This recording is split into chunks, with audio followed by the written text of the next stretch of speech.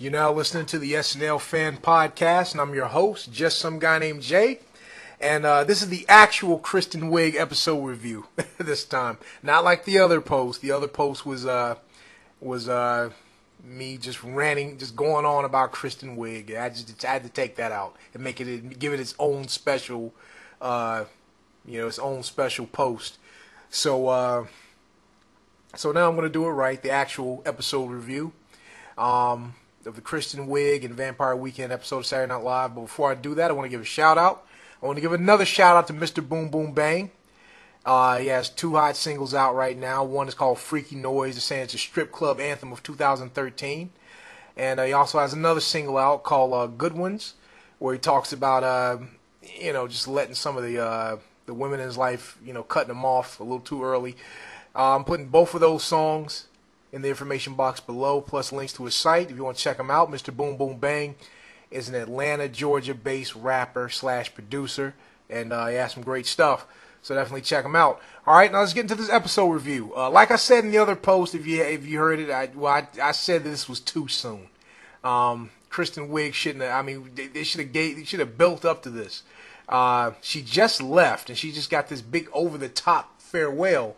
And it's like, okay, you're back, and from looking at the episode, it seems like the people watching the show kind of felt the same way too, because there was a lot of silences and a lot of we'll wait to clap at this later type stuff. It almost seems like they're being cued to care about some of the things that Kristen Wiig, in the show did, in this show.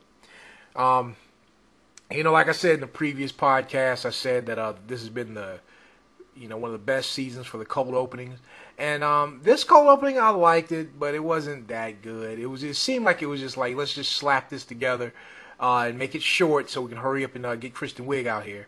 And also too, on top of that, it just wasn't. It's one of those things like South Park. You know how South Park sometimes just makes fun of current events and makes fun of things that's going on in the news and things that's popular right now, and South Park just makes fun of it. And sometimes it's not always. Well, I'm talking about the later season of South Park, not the earlier stuff, but kind of later on. It seems like they're just making fun of it just for the sake of making fun of it. Just because it's something that happened and is is a current event. And that's what this cold opening kind of felt like to me. It felt like one of those things like, this is happening. We can't really squeeze any jokes out of this, but let's squeeze a joke out of it anyway. Let's try, And Anthony Jeselnik is another person that does that too. It seemed like he does that with his Jeselnik offensive thing. Just because it's a tragedy, just because it's something that, or something that's crazy happening, or just because it's something that's in the news or something like that, that doesn't necessarily mean you have to force a joke out of it, Some of these things writes itself, and some of these things is like, well, how can you really make a lot of these current events funny, And it seems like they tried too hard with that, Or it didn't try hard enough or something. I don't know. I'm not even going to break it down. Anyway, moving right along, the monologue, the Kristen Wiig thing. I didn't really like Kristen Wiig singing too much. I did like Gilly's cameo, and I know I'm in the minority. I actually like Gilly and Penelope. Those are my two favorite Kristen Wiig characters. I don't like. Everybody likes Dooneese. Dooneese seems to be the one of the more popular ones, but I think Dooneese is just okay. It's one of those things like, yeah, do it 2 or 3 times. It's cool, but just to keep doing it, it's just, And it's also Kristen Wiig. I don't know. See, this is one thing I don't like about Kristen Wiig's characters, except for the 2 a-holes, because the a-holes actually did this right.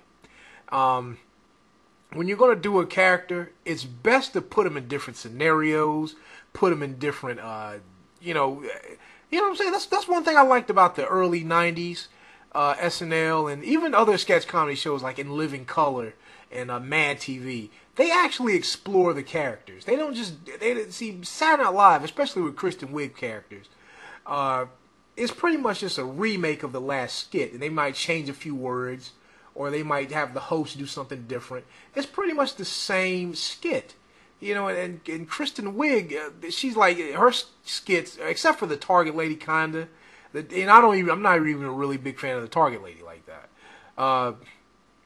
It's like they need to bring different elements into the recurring skit to make it more interesting, or to make it fresh. Even like Wayne's World, it was them in the basement doing the doing the TV show, doing the public access show. But it was always some. Another thing too. Mike Meyers and Dana Carvey, they had some really good jokes in those Wayne World skits. But they always had like a different element, even though they was in the same setting. It was just something fresh about each time they came out and did that. And even like with It's Pat, like, people are, we know where they're going with this. But the thing about It's Pat, they put her in different scenarios, they put her in different places, they make her travel. Dude, that's what Saturday Night Live needs to get back to doing, or doing. They need to take their recurring characters and take them on the road. Take them, put them in outer space or something. Take Gilly and put her on the moon. And they're not going to do that now because Kristen Wiig's no longer in the on the show. But a lot of these recurring skits are not doing that. They're just pretty much a carbon copy remake of the original skit, and they may change 2 or 3 lines, and that's not good. I'd rather see an original skit bomb than to see a recurring character just for the sake of having a recurring character, But just going back to the monologue again, because I say I talked too much about Kristen Wiig in the other post. It was I didn't really like the singing too much. Lorne Michaels' appearance, it was there. It seemed like people were more happy to see Maya Rudolph than they were to see Kristen Wiig. Maya Rudolph, she got more cheers than Kristen Wiig actually. I just heard the camera 1 and camera 2 thing, that was funny. It had some funny parts in this monologue, but it just seemed like it was just too like, oh, they're doing this again. The bit between her and Keenan, that was funny. For the most part, it was just it seemed like Jimmy Fallon, when Jimmy Fallon came back to host, it seemed like she was trying to recreate that kind of magic. And you know how I feel about Jimmy Fallon. I'm not a strong, hardcore Jimmy Fallon fan. Unfortunately, I'm also in the minority with that too, apparently. But that was great. It's just like the energy was great. It was just like one of those things, like, like when Jimmy Fallon came back to host, it was like, wow, I'm glad to see him back. Well, Kristen Wiig, she wasn't gone long enough, man. It just seemed like a last season's episode with no host. That's what it felt like, Let me just say, moving right along. The 1-800-Flowers thing, it was cool. I felt like they could have made the jokes a little, they could have made them a little sharper or something, like they could have had Kristen. I mean, they could have had the mom played by Kate McKinnon, criticize Kristen Wiig's character a little more or something like that, or start nagging. It was kind of too. It was one of those. We get what they're saying, but it was too safe. That's another thing Saturday Night Live needs to quit doing. They doing these. I want to laugh. I'm glad that you guys are good at entertaining me, but I also want to laugh too. You know what I'm saying? The Californians, no to all of that. I hope this was the last time we see the Californians. I do not want to see this skit again. I'm not a fan. I don't like it. They did it the first time they did it. They should have maybe did it 2 more, maybe not 2 more times, a second time, and then left it alone. Because really the base of the skit is they're making fun of Californians' accents, and then how they always say those things like, they took the 106 to the 205 and the 501 to the 903. Talking about the highways and the streets and stuff. That's just something that I guess Californians do, but it's not good enough to keep it moving. And even the other elements they bring into this skit, it's just not funny enough to hold it together. And speaking of not being able to hold things together, Kristen Wiig and Fred Armisen and Bill Hader, they seemed like they were cracking each other up. And you know why I think they're doing it? Not because this skit was just so funny and they just couldn't hold it together. I think sometimes when cast members break character, I think they know that this skit sucks. Or they have a thing in their mind that they know that this isn't a good skit, and they when they're doing it, they're like, wait a minute, it sounded good on paper, but I don't, this is not good. And I think they break character so everybody can laugh, or so everybody can say, oh, look at him, he's losing it, because it's just not that funny, you know. Like when Rachel Dratch was laughing on the was breaking character with and she actually explained that too, and it made me laugh a little bit. It was like things were just kind of messing up, and she kept laughing to herself. It seemed like it was. I actually like to see that. But they're breaking character in the Californians. This is one of those things like, okay, this is gonna bomb, and since it's gonna bomb, we're gonna kind of make this outrageous as it's going down. You know, the only thing good in the Californian skit, this particular Californian skit, was Maya Rudolph's appearance and her faces and all that. Oh yeah, Kristen Wiig. I didn't put her on. I mean, Maya Rudolph. Excuse me. Did I call Maya Rudolph Kristen Wiig? I didn't mean to. Yeah, Maya Rudolph's appearance. Sorry about that. Kristen Wiig's. Yeah, she was no good in it. Maya Rudolph appearance. I apologize. Maya Rudolph's appearance in the California was the only good thing about this. Her funny faces and all that stuff like that. Speaking of Maya Rudolph too, I did not put her on my Boom Boom Bang list because I forgot, not because I wouldn't. But in this, I hate to say it though, and somebody else commented too. She didn't look too nice. I guess because she is pregnant, but she did look kind of rough last night. You know, I mean, she did look, you know, on this, you know, she did. And Maya Rudolph stays pregnant. What is this, her 8th kid or something? Maya Rudolph is so fertile that I think she can get pregnant just by sitting on a park bench. I think Maya Rudolph can get pregnant. Paul Thomas Anderson, whatever his name is. I think he can just yawn and she gets pregnant. Like that, you know. Wow. You know. Was she making an army? I hope Maya Rudolph stayed. See that, you know, Maya Rudolph, even though she's pregnant, she's still trying to find work. I hope her and Paul Thomas Anderson, I hope they stay working, because all those kids they got, I mean, that's gonna really you know, yeah, that's gonna take your money. Anyway, moving right along. The All Nuts, Mom's a Ghost. It was okay. I like how, you know, it did have kind of like that thing where they're picking at the I don't know. I don't really know how to feel about this skit. It's just one of those things. Like it seemed like it was good on paper, but then the performance didn't seem that good. But it was kind of like I don't know. I would just say it was okay. All right, moving right along. The Lawrence Welk show. You know, and then Kristen Wiig does her Dooneese character. It was just the same thing it's always been. But Dooneese is very popular with people. I think what they should have did with this Dooneese, they should have put a spin on it or something. It's the same thing. You know, we all know where they're going with this Dooneese thing. They should have did a behind the scenes with Dooneese or something, or some kind of the secret life of Dooneese or something. That would have been cool. You know, if they took the Dooneese character and just put her in a different element. That might have been even better. But this is the same stuff.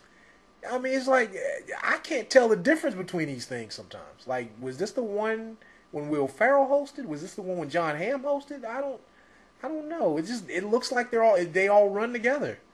You know? Y'all need to stop. Okay, I don't rate the musical guest. Vampire Weekend did a thing. Going to Weekend Update. Seth Meyers kind of started off a little weak, but then it got better. But what really messed this up was Garth and Kat, and I hate this skit. I don't like Garth and Kat. I don't like it. They should have did it 2 times and left it alone. How come the a-hole? They can't bring the a-holes back. They can't bring Penelope back. People just hated on Penelope. If you see, y'all cried about Penelope because you thought Penelope was going to end up being like these other characters. How they just keep doing it all the time.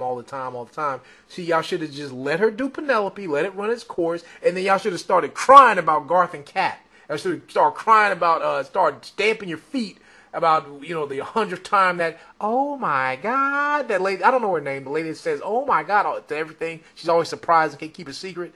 You guys should have been protesting that. Penelope was good. I don't know what y'all were talking about. Penelope was like the one character that, and even Gilly wasn't even that bad. Like, guys, you guys tried, but okay, they had to kill off Penelope and Gilly. But this stuff gets to keep coming on. They keep doing Dooneese and Garth and Kat and the game show lady and all of the Target lady. Got a salty taste in my mouth. Anyway, let me keep it moving. The only thing funny about that Garth and Kat bit was Seth Meyers telling them to stop. And that's what I wanted to say. Like, you stop. And get rid of Fred Armisen, too. Moving right along. The Target skit. Pretty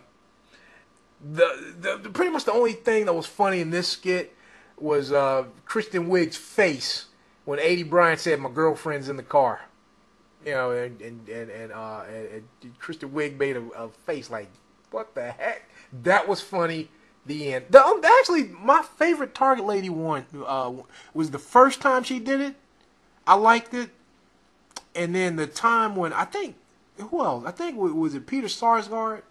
And that was okay. No. I think it was the one when what's my dude? Harry Potter, the Harry Potter guy, whatever. I keep forgetting his name. So I don't care. Anyway, that was a good one too. Because they brought some different elements into it, and they just kind of had like different jokes layered in there. So that was cool, But this Target lady, the only thing that was funny about it was Kristen Wiig's funny face. That's it. Jay Pharaoh wasn't good in it. Vanessa Bayard was hardly ever good in anything, and Keenan Thompson was there too. Let's see, the acupuncture. Damn, tongue tied. I'm always tongue tied though. You listen to my podcast. I just can't talk. How can somebody that can't talk do a podcast? Anyway, the acupuncture skit. It was cool. This is not a classic. It's just something that people are going to talk about. I think it was more an excuse to get Kristen Wiig and Aidy Bryant together. I think Aidy Bryant's coming back next season, and Vanessa Bay is probably coming back too, but I hope not. But Aidy Bryant, man, I think she got some stuff in her, man. Like Aidy Bryant was pretty much the good thing in this skit. I think, man, they need to definitely give Aidy Bryant some more things to do, and I'm glad they're actually giving her more things to do. But next season, if she's back next season, I'm looking forward to Aidy Bryant coming with some hard characters, because I think she can do it. I'm impressed. Kristen Wiig, the only thing that was kind of really funny was her doing the Dr. Chang voice. Jason Sudeikis, he's just sitting there like he always does in skits. It just, I don't know. Like, where they were going with this. It's one of those type of skits, and it just kind of didn't end really. Hey, if you hear us going to Mexico, don't ask no questions. I mean, it's just, anyway, moving right along. The double date skit, kind of made me. It kind of stuff like this kind of makes me cringe, and I'm gonna keep it real. Now, before I say this, I'm gonna put a disclaimer on this. No, I do not think pedophilia is good. I was gonna say this. I was gonna say now if the genders were reversed, if it was two grown adult men going on a date with two little girls, nobody would have laughed, and it would have just. 10 writers would have been fired, even writers that had nothing to do with it. 3 cast members would have lost their job, and the lawsuit would have been somewhere in there. That's what would have happened. And I think it's horrible for any, to damage a child like that. Don't get it twisted. I'm not saying that. If I'm not trying to do this double standard thing, but I do want to say this though. But when this also made me cringe, just like if it would have been two little girls and 2 adult men. It actually did. I don't know. It did kind of make me, and not. It just made me cringe for what it was, and on top of that, it wasn't even funny like that. I guess it was just an excuse to have Kristen Wiig and Cecily Strong kind of play off each other. Their characters were okay, but I wasn't feeling it. Tim Robinson was actually decent in it. That's because he didn't have that many lines. And Tim Robinson has been losing this whole season, in my opinion. But yeah, I didn't. It is something about these double standards too. Like I said, none of this is ever funny. But like I said, rape jokes or whatever, right? Anybody does it, say something about a rape joke about a woman. Of course, rape, that's terrible. I'm not, advocating that at all. But let a comedian make a joke about, hey, don't drop the soap now because Bubba's going to get you in prison. And then everybody would laugh. It's like, okay, the man get raped by, that's funny. It's kind of like, also, too, another double standard I see is, and this is why Molly Shannon is so popular, too, by the way. Women's pain. Every time a woman falls down or hurts herself, it's not funny. Like to me it's funny because I'm going to say that's funny. Not because she's a woman, but just sometimes seeing slapstick comedy is kind of funny. Which is why a lot of people like Molly Shannon, because women aren't really known for falling down and hitting their head like that. Even though Gilda Radner did it better, Molly Shannon, I think she said, "Hey, I'm gonna do that. I'm gonna capitalize off that because women don't run into walls enough. Women don't get hit with baseball bats and get hit with pies enough. So I need to cash in on that, And she did. And she did. So but when a woman gets hurt, somebody is a lawsuit going down. The show is going to get taken off the air. They're going to have a deleted scene. You can't find that if a woman gets hurt. But if a guy gets kicked in the nuts, that's going to be the highest rated thing on YouTube. You feel me on this? The men, can we endure pain more than women or something? But then these feminists will turn around and say, but we're equal. Well, I guess we're not if we can take pain and it's funny, and then you guys can slip on a banana peel and somebody gets sued. Okay, I'm ranting too much, but I'm feeling myself today. I'm feeling myself. I like what I'm saying. Thank you, Kristen Wiig. Thank you for giving me something to talk about. The next skit, the classy, sexy elegance. I like that. It should have been at the beginning of the show. I liked it more because you know what they're picking at. Those women do things like that. Those reality show women who would come out with these little auto-tune songs that are whack. It's another one of those. You know what? I'm not even gonna say much about this. Basically, what I like to say in summary: Aidy, Bryant, you did good. I definitely like to see you next season, Aidy. I know it said some things at the beginning of the season, like who is this heavy woman? But you're all right. You're all right. Tim Robinson and Vanessa Bayer. I'm not feeling you guys. And Kristen Wiig, you came back too soon. It is what it is. Also, too, check out the song by Mr. Boom Boom Bang. Good Ones and Freaky Noize, and put the links in the information box below. This has been the SNL Fan Podcast. Again, I'm your host, just some guy named Jay. Good night and have a pleasant tomorrow.